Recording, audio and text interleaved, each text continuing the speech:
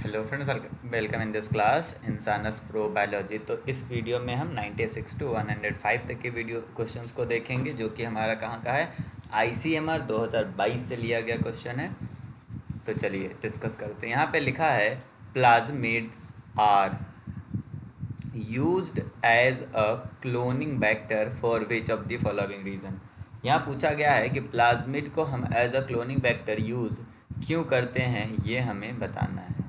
तो हम सबसे पहली बात करें तो प्लाज्मिड को हम क्लोनिंग वेक्टर इसलिए यूज़ करते हैं क्योंकि यह बैक्टीरिया के अंदर सिर्फ रिप्लिकेशन को शो करता है। तो प्लाज्मिड के अंदर जो भी हम किसी भी वेक्टर को इंसर्ट करेंगे वो इंसर्टेड वो इंसर्टेड पार्ट भी रिप्लिकेशन कर पाएगा। मतलब क्या है कि जब प्लाज्मिड होता है या एज अ वेक्टर जब हम इसको यूज़ करते हैं तो ये हमें क्या अलाउ करता है, allowing insertion allowing the insertion of exogenous DNA exogenous DNA into a bacterial target।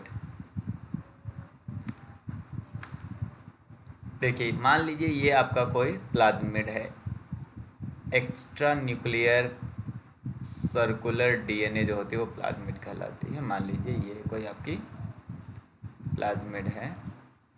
इसमें हम क्या करते हैं, यहाँ पे कहीं पे अगर हम इसको यहाँ पे अगर हम कोई डीएनए जो कि आपका है एक्सोजीनियस डीएनए है, इस डीएनए को अगर हम इंसर्ट कर देते हैं तो यह भी जो है डीएनए पार्ट बैक्टीरिया सेल के अंदर रिप्लिकेशन में चला जाएगा और इस डीएनए का भी रिप्लिकेशन हो जाएगा। दैट इज़ द रीज़न हम प्लाज्मिड को as a cloning vector use करते हैं, क्योंकि आपका प्लाज्मिड क्या होता है, सेल्फ रिप्लिकेटेड होता है। वो बैक्टीरिया के अंदर सेल्फ रिप्लिकेशन को शो करता है लाइक अ न्यूक्लियर डीएनए। तो इसका करेक्ट आंसर है आपका B, self replication in bacterial cell. Bacterial cell के अंदर ये सेल्फ रिप्लिकेटेड होगा। करेक्ट आंसर क्या है आपका, बी। अगला क्वेश्चन में पूछा गया है the first clinical application of gene therapy. देखिए, जीन थेरेपी क्या होता है, हम डिफेक्टिव जीन को रिमूव करके नई जीन हम डालते हैं। क्या होता है हमारा, एक ऐसा प्रोसीजर जिसमें हम डिफेक्टिव जीन को हटा के नया जीन डालते हैं, वह जीन थेरेपी होता है। यह सबसे पहले 4 साल की ओल्ड गर्ल पे किया गया था और उस गर्ल का क्या नाम था, ये जो 4 साल की ओल्ड गर्ल है इसका क्या नाम है, ये आप हमें कमेंट करके बताइए कि इसका नाम क्या है। बट ये जो इंसान है जिसने जीन थेरेपी सबसे पहले परफॉर्म करा था, वो डेट था 1990 और साइंटिस्ट का नाम था W French Anderson.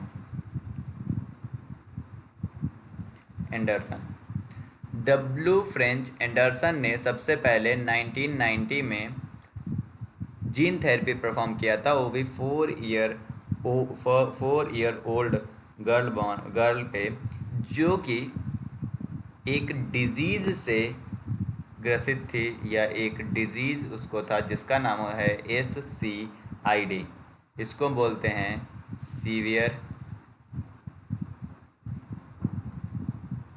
Combined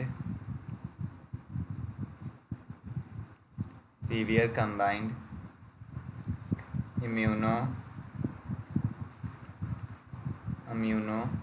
deficiency. Severe combined immuno deficiency ये वाली डिजीज़ थी। और ये डिजीज़ होने के पीछे रीज़न क्या था, क्योंकि यहाँ पे क्या है, इम्यूनो डिफिशियंसी के रीज़न थी, इम्यूनो डिफिशियंसी नहीं हो पा रही थी। तो इसमें एक एंजाइम जो है वह नहीं था इनके पास, उसकी डिफिशियंसी थी। उस एंजाइम का नाम है एडिनोसिन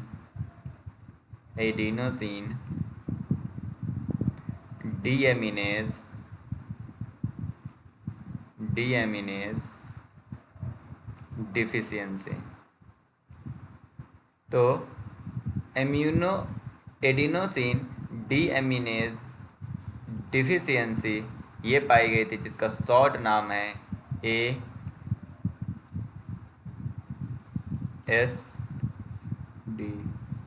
या ADA,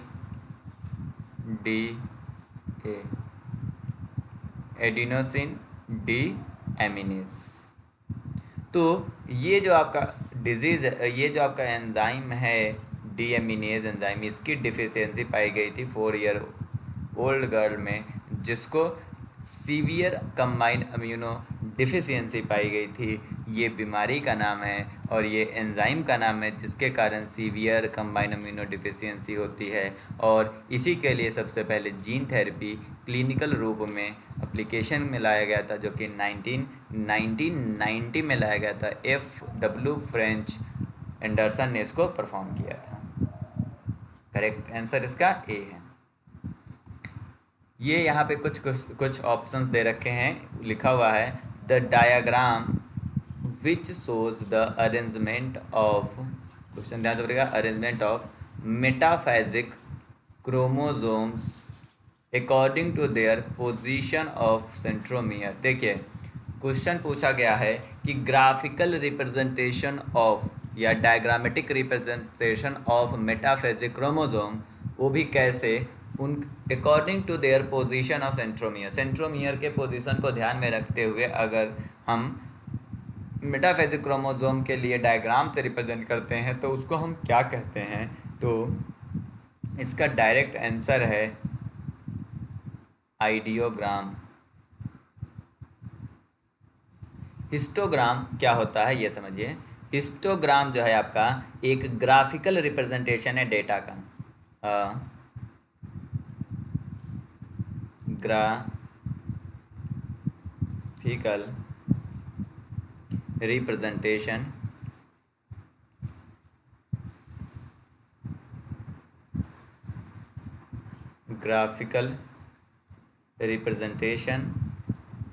of data, graphical representation of data point, data points का ग्राफिकल रिप्रेजेंटेशन जो है वो भी कैसे, ऑर्गेनाइज्ड इनटू अपर स्पेसिफिक यूजर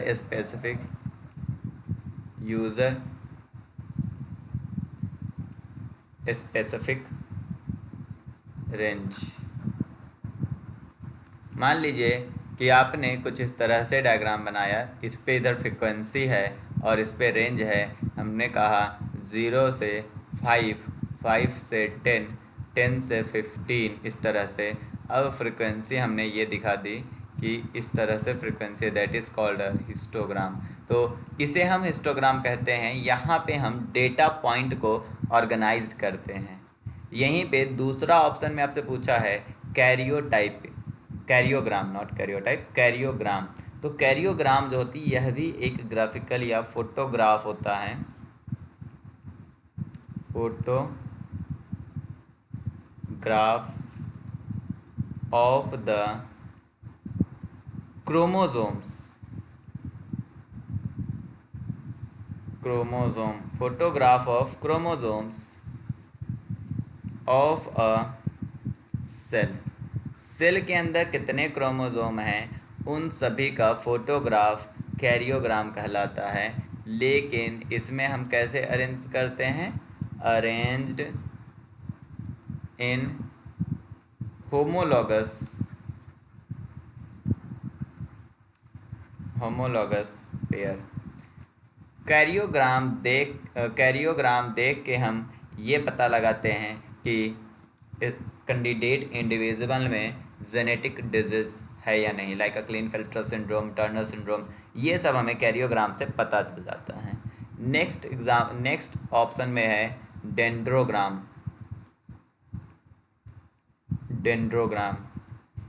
डेंड्रोग्राम जो होता है यह एक डायग्राम है, या कह सकते हो कि ब्रांचिंग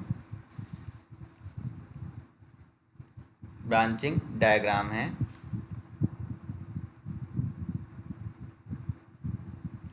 जो कि क्या रिप्रेजेंट करता है, that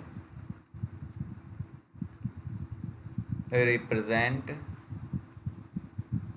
the relationship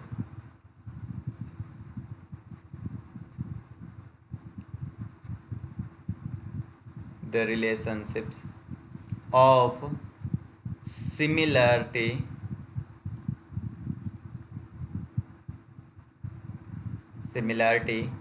among a group of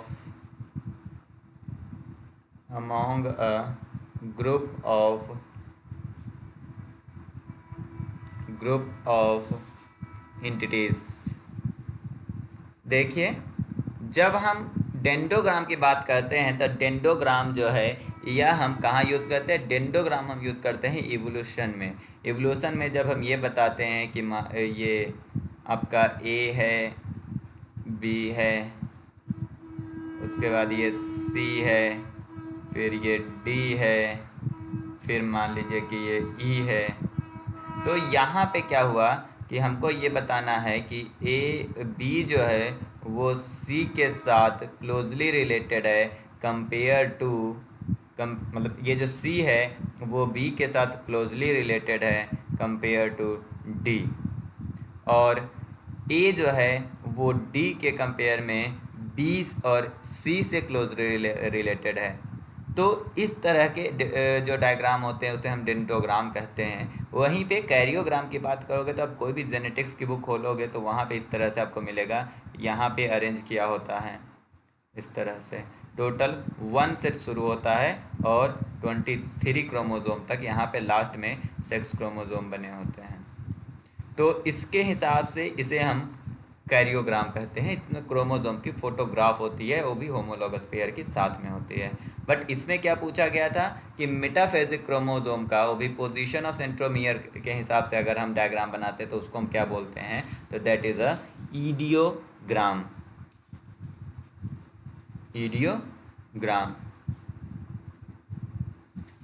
यहाँ पे इन्होंने लिखा है according to their position of centromere, but याद रखिएगा डिक्रीजिंग ऑर्डर ऑफ सेंट्रोमियर यहाँ पे अरेंज किया जाता है।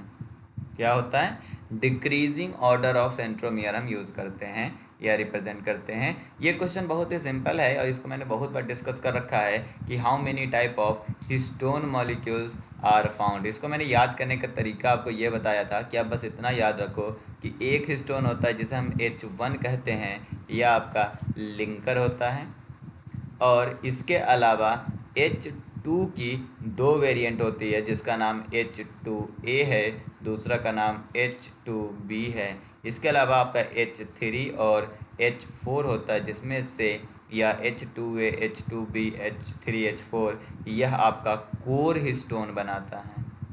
क्या बनाता है, यह आपका कोर हिस्टोन बनाता है, और यह कोर हिस्टोन जो है ऑक्टामर बनाते हैं, कोर में ऑक्टामर बनाते हैं। और यह जो हिस्टोन होती है यह आपका बेसिक अमाइनो एसिड की होती है।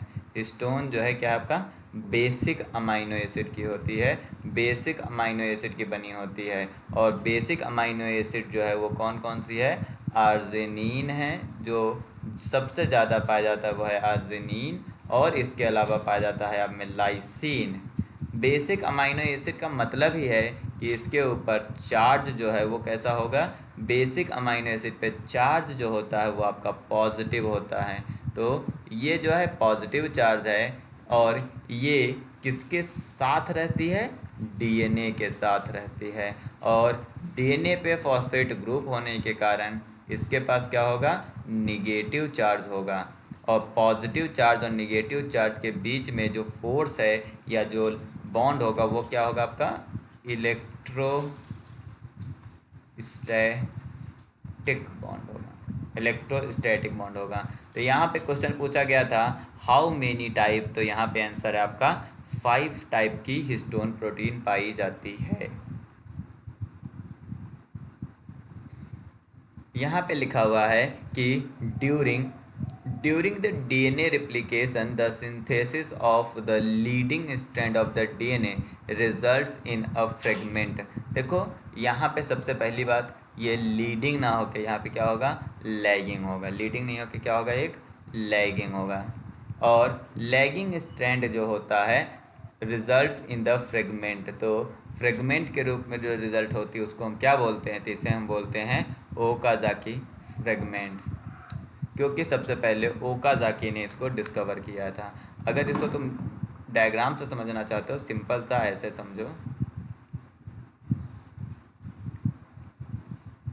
ये मैंने बोल दिया, यह आपका 5 प्राइम टू 3 प्राइम और ये आपका 3 प्राइम टू 5 प्राइम, ठीक है।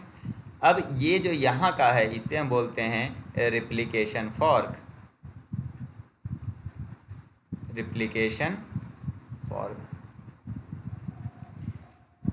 यहाँ पे जो 3 प्राइम टू 5 प्राइम है, यहाँ पे सिंपल सा आपका कंटिन्यूअस वे में न्यू डीएनए मॉलिक्यूल का फॉर्मेशन होगा, जिसका मूवमेंट जो है किधर की तरफ होगा, रिप्लिकेशन फॉर्क की तरफ होगा, 5 प्राइम टू 3 प्राइम, और इसको हम बोलेंगे लीडिंग।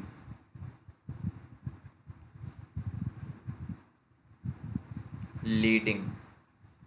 बट यहीं पे जो आपका ये वाला पोर्शन है 5 प्राइम टू 3 प्राइम, यहाँ पे जो डीएनए मतलब जो स्ट्रैंड का फॉर्मेशन होगा वो कुछ इस तरह से टुकड़ों में होगा, फ्रेगमेंट में होगा। और ये जो फ्रेगमेंट में हो रहा है इसे हम बोलते हैं लैगिंग, लैगिंग स्ट्रैंड। इसी को बोलते हैं हम, जो लैगिंग स्ट्रैंड पे बनता है इसे हम बोलते हैं ओकाजाकी फ्रेगमेंट, ओकाजाकी फ्रेगमेंट। इस फ्रेगमेंट को हम बोलते हैं ओकाजाकी फ्रेगमेंट।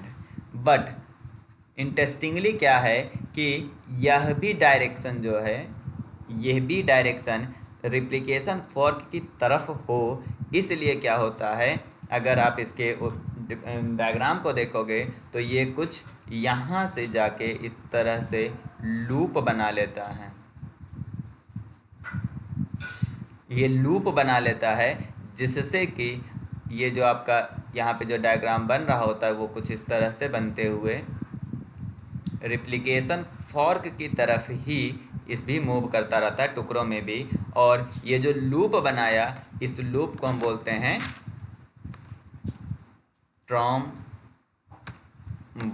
ट्रॉम्बोन, और इस मॉडल को हम बोलते हैं ट्रॉम्बोन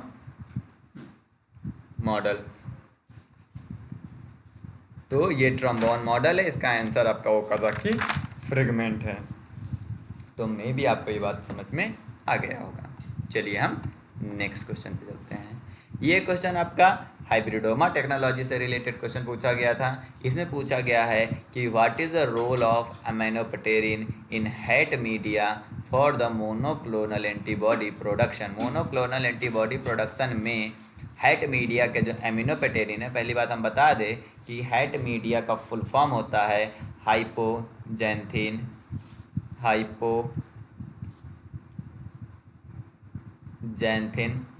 हाइपोजेंथिन एमिनोपेटेरिन, एमिनोपेटेरिन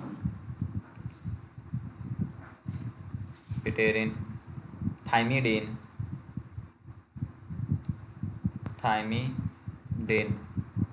मीडिया, जिसमें से एमिनोपेटेरिन जो होती है, ये वाली एमिनोपेटेरिन, ये आपका डी नोवो पाथवे ऑफ, क्या कह सकते हैं इसे, blocks the de novo blocks the synthesis of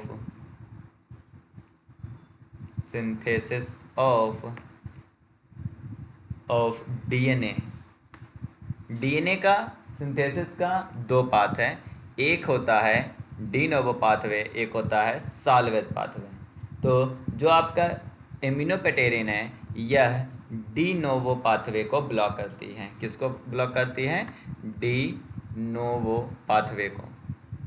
de novo pathway को ये ब्लॉक करती है आपका कौन सा? एमिनोपेटेरिन। और डी नोवो पाथवे को भी ये किस एंजाइम को ब्लॉक करके करती है? तो डाई हाइड्रोफोलिएट रिडक्टेज एंजाइम को ब्लॉक करती है। किसको ब्लॉक करती है? डाई हाइड्रोफोलेट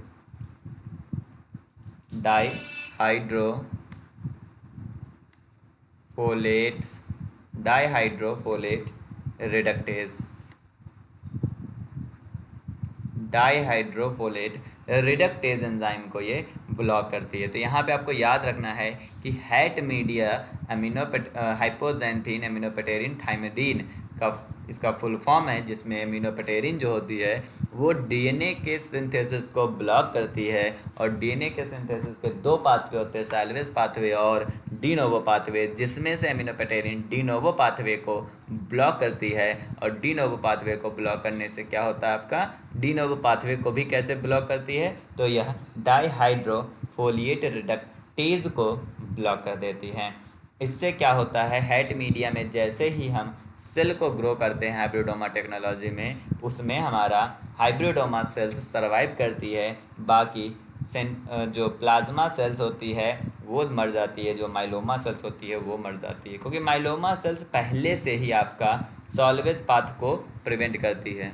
जो आपका माइलोमा सेल्स होती है उनके पास जो हम चूज़ करते हैं वो आपका सॉल्वेज पाथवे को परफॉर्म नहीं कर रही होती है। और यहाँ पे क्या हो गया? डी नोवो पाथवे को आपने ब्लॉक कर दिया, इसलिए कैंसेरियस माइलोमा सेल सर्वाइव नहीं करेगी, सिर्फ हाइब्रिडोमा सेल सर्वाइव करेगी।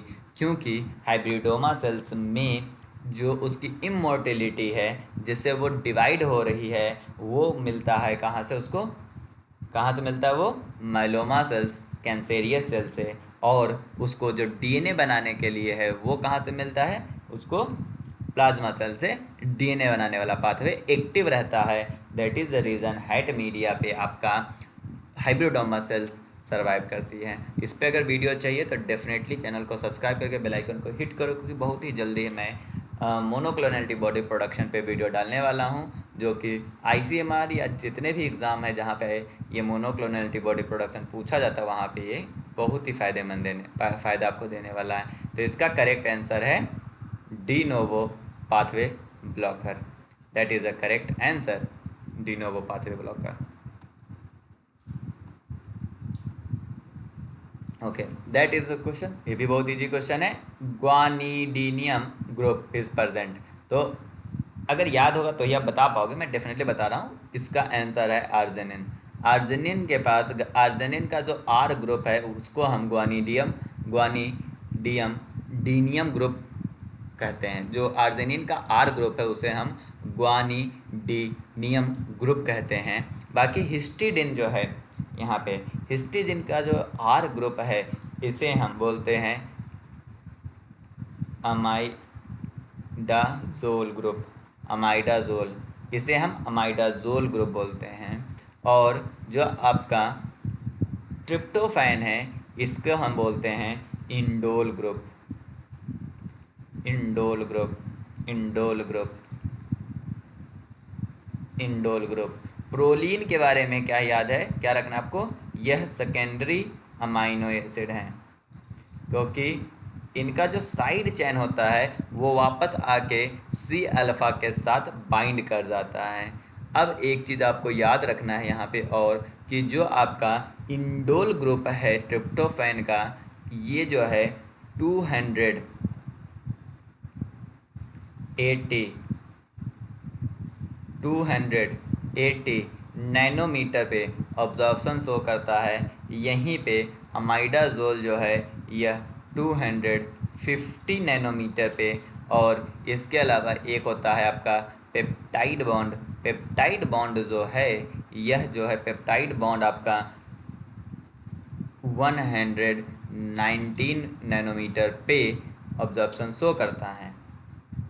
ओके, ये मैंने इसलिए बताया कि आप याद रखिएगा कि ग्वानिडियम ग्रुप कहाँ पे पाया जाता है, आर्जिनिन में पाया जाता है, हिस्टीडिन में अमाइडाजोल ग्रुप पाया जाता है, ट्रिप्टोफैन में इंडोल ग्रुप पाया जाता है और प्रोलीन सेकेंडरी अमाइनो एसिड है। अमाइडाजोल ग्रुप 250 नैनोमीटर पे लाइट को ऑब्जर्व करता है, वहीं पे इंडोल ग्रुप जो है 280 नैनोमीटर की और पेप्टाइड बॉन्ड 190 नैनोमीटर की, क्योंकि अगला क्वेश्चन में यही पूछा गया है कि which component of the protein observe the UV light at 280 nanometre. तो 280 नैनोमीटर पे जो आपका ग्रुप यूज हो रहा है वो है आपका indole group of tryptophan. Tryptophan का इंडोल ग्रुप 280 नैनोमीटर पे, अमाइडाजोल ग्रुप ऑफ द ट्रिप्टोफैन जो है 250 नैनोमीटर पे, पेप्टाइड बॉन्ड जो होती है वो 190 नैनोमीटर पे ऑब्जर्व करती है।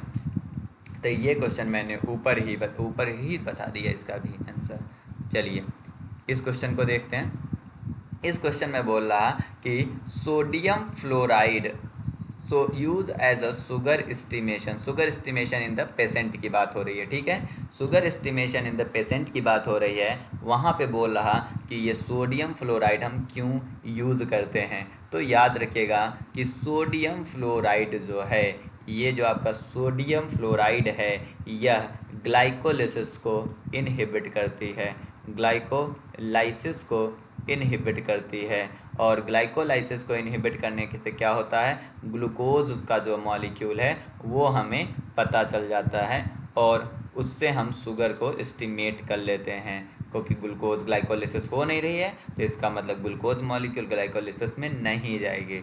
ग्लाइकोलिसिस में भी यह जो है इनोलेज जो है एंजाइम उसको इनहिबिट करती है। अब क्वेश्चन आपके पास ये आया कि इनोलेज एंजाइम करता क्या है। तो इनोलेज एंजाइम जो होती है लास्ट में जो 8वां स्टेप है, जिसमें हम 2-फॉस्फोग्लिसरेट से जो हम बनाते हैं फॉस्फोइनोल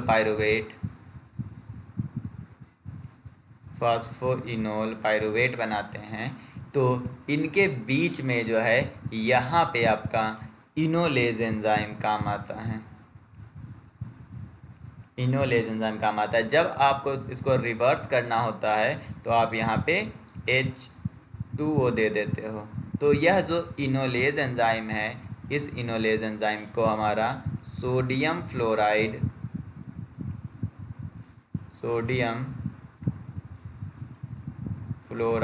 इनहिबिट करती है। यही क्वेश्चन में पूछा गया है कि किसको इनहिबिट करती है, तो इनोलेज को इनहिबिट करती है। ग्लाइकोलिसिस के ऊपर भी एक वीडियो बहुत ही जल्दी अपलोड होने वाली है, तो आप उसमें अगर आपका प्यार रहा तो डेफिनेटली हम बहुत सारी वीडियो आपके लिए, इम्पॉर्टेंट वीडियो हम आपके लिए लेके आएंगे। ये क्वेश्चन यहाँ पे बहुत ही ज़्यादा पूछा जाने वाला क्वेश्चन है, बट अगर आपको याद होगा तभी आप इसे बता सकते हो। तो सबसे पहले हम क्वेश्चन में देख लेते हैं इन्होंने क्या पूछा है कि विच of the following required for the porphyrin synthesis.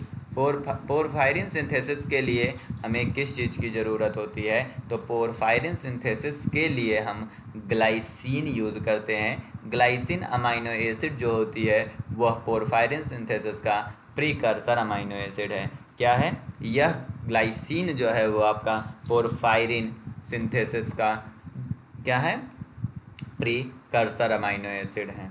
Methionine amino acid एक ऐसा अमाइनो एसिड है जिसमें सल्फर पाया जाता है। मेथियोनिन एक ऐसा अमाइनो एसिड है जिसमें सल्फर पाया जाता है, एस कंटेनिंग अमाइनो एसिड है। और इसी के बाद एक प्रोलीन होता है जो कि सेकेंडरी अमाइनो एसिड है और यह सेंसर ऑफ ऑक्सीजन लेवल के लिए बिहेव करता है। इसके ऊपर भी बहुत ही जल्दी आपको वीडियो, एक शॉर्ट वीडियो मिलने वाला है जिसमें हम 2-3 अमाइनो एसिड के बारे में डिस्कस करेंगे कि उनका क्या काम है और वो किस काम में आते हैं। तो thank you for watching this video, share this video with your friend and subscribe this channel.